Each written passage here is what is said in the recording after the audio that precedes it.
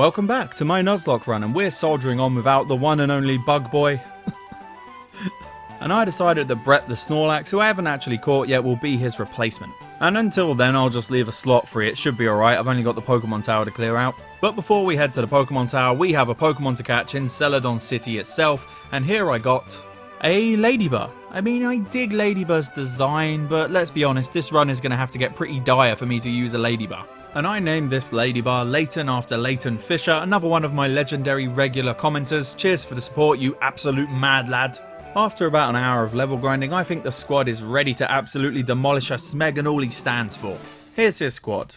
Again, not much has changed, but he does have a Houndoom, which is quite honestly a cool as fuck Pokemon. His first Pokemon was of course Golbat, and I had the feeling that he would be using this first again, so I let Felsbrocken go first. Right off the bat, Felsbrocken gets poisoned by Golbat's Toxic, but then Felsbrocken smashes Golbat with a mighty Rock Slide that almost kills the Git. And Felsbrocken's ability sheds Ginpei's off and gets rid of the poison. But then Golbat uses Confuse Ray on him, because of course he does. But through the confusion, Felsbrocken manages to get off a quick bite that finishes off the Golbat. Next up is the pretty dangerous Houndoom, and even though Felsbrocken was confused, I still stuck with him. And I decided on using Rock Slide. But before he can use Rock Slide, Houndoom starts taking in Sunlight.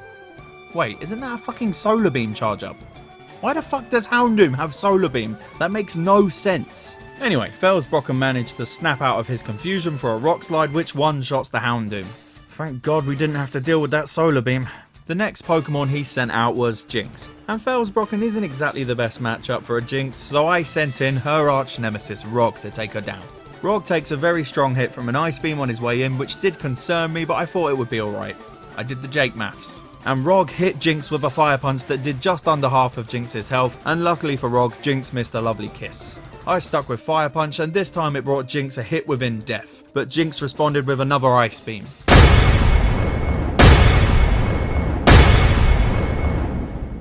See, Jake Mathematics is very accurate. It's not like I failed maths at school or anything. I did fail. Hard. I left Rog in to finish the job with a third Fire Punch, and Jinx was down. The next Pokemon he sent out was Kadabra. And with Rog very injured, I swapped in Hentaimon, who took a Psychic on her way in that didn't really do too much damage. In the next round of combat, Kadabra outspeeded Hentaimon and got a Calm Mind in, then Hentaimon hit Kadabra with a Shockwave, only doing about a quarter of his health. But Kadabra again used Calm Mind, and I decided to use Magical Leaf, which also did about a quarter of his health. Next, Kadabra mixed up his strategy a bit and he used a Fire Punch on poor Hentaimon, which left her with just a quarter of her health. And Hentaimon's Magical Leaf did the same damage as last time, and Kadabra, like us, was left with a quarter of his health remaining. I stupidly left Hentaimon in when I should have subbed her out, and she got hit with another Fire Punch.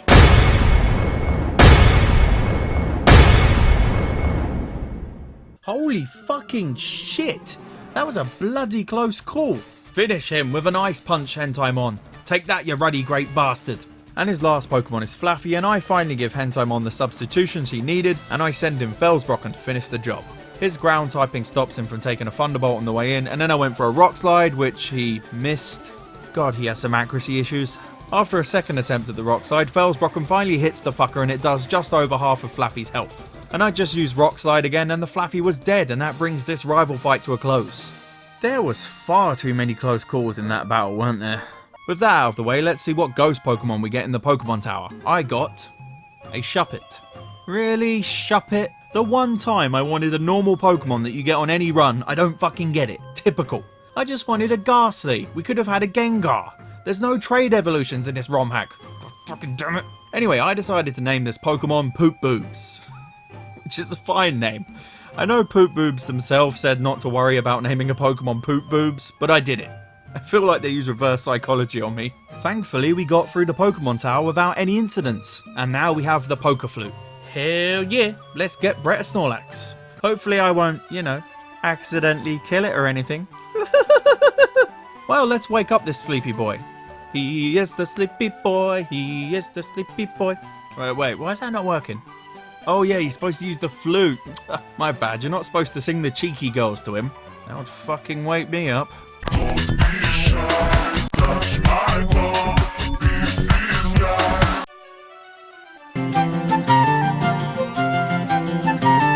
My girlfriend gets in a grumpy rage when I play Jeffro Tull as well. And as you might expect, Snorlax was a bit of a git to catch. He was equal to the levels of the other Pokemon in my squad. He did put up a bit of a fight and he did almost kill Rog, but ultimately we won the war and we got ourselves a Snorlax. Give me a hell yeah! What? What? A awesome Pokemon for an awesome subscriber. Just to reiterate, Brett equals absolute legend. Welcome to the squad, Brett. And luckily for me, I don't have to level Brett up because he's already at the right level, so fuck it, let's take on Erika. And there's one annoying thing with Erika's gym. You have to use Cut to get to her gym, and none of my Pokemon can learn Cut. So I've got to use Garfield and Meowth to cut the tree down, so I'm down one Pokemon for Erika. Which, to be honest with you, is fine, I'll sub myself out. I mean, I've got two Rock Boys that aren't exactly going to get used in this fight anyway. Hey, it's the pervert guy. How's it going? What you doing, buddy? You know you're staring at a gym sign, right? The window's over there if you want to be a pervert. Maybe he's got dementia or something. That's just sad to see. But without further ado, let's take on Erika. Here's her squad. There's nothing too out of the ordinary here apart from Blissey, which is a little bit of a wild card. The first Pokemon she sent out was Victreebel, and I sent out Hentaimon to slay these grassy cunts. Hentaimon smashes Victreebel with a Psychic that one-shots it. Her next Pokemon was a cheap knockoff Ludicolo that Hentaimon uses Psychic on, and it takes about 3/4 of the cheap knockoff's health, and she responds with a Rain Dance. Hentaimon is not amused by your tomfoolery. Before Hentaimon can finish off Ludicolo, she hits us with a Surf and it does about 1/4 of Hentaimon's health. But this does not stop her from finishing off the Ludicolo with a Psychic. The next bit of prey sent out to be devoured by Hentaimon is a Jumpluff. And Jumpluff's first move is to set up a Sunny Day. Okay then. And Hentaimon of course uses Psychic, and this does a meaty 3/4 of Jumpluff's health. As Hentaimon is going in for the kill, Erika heals the bugger up to full health again, but that don't matter because Hentaimon's Ice Punch kills the git in one shot. She next sends out a Vileplume, which is no match for Hentaimon's Ice Punch, which kills it in one hit with a crit. Next up is Blossom, which does put up a bit of a fight with a Leaf Blade that gets Hentaimon down to 1/4 of her health, but it still goes down with 2 Ice Punches. The last Pokemon she sends out is the wildcard Blissey, which as you know is bulky as shit. So I thought it would be time to swap in our main man Brett, bulk against bulk. On the way in, Brett takes a Thunder Wave, paralysing him. Blissey first uses an Ice Beam on Brett, but it does fuck all damage, and Brett smashes Blissey with a Brick Break, almost killing it in one shot. But of course she just heals Blissey, and she didn't actually get it back to full health, just half, which won't save it from another Brick Break. Oh, paralysis will though, I guess. Brett is again hit with a feeble Ice Beam, and this time Brett gets through the paralysis and he kills Blissey, and we now have 4 gyms down. Nice to get through an episode without any deaths, eh? We got the TM for Giga Drain from Erika, so I'll definitely be giving that to our main man Santana. And it just so happened that Garfield the Meowth had a PP up, so I used that on Giga Drain. Handy. And as you might have guessed, we're not done yet, because, you know, this episode is a little bit too short to end right now. So let's go catch a few Pokemon before Koga, because there was a fuckload of Pokemon to catch. A load of you are about to become Pokemon. I honestly tried to fit in as many of you as I could. I tried my best. I really did. There's only so many Pokemon to catch on a run. I thought it might be a good idea to finally go catch a Pokemon on Route 8, like I should have done earlier. And I got something good here.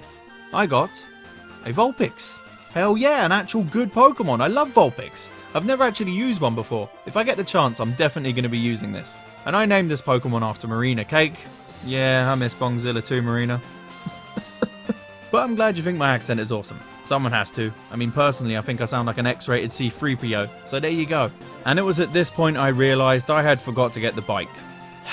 I swear to God, this happens pretty much every time I replay this. Well, let's go listen to this boring old cunt talk about his Pokemon until we fall asleep.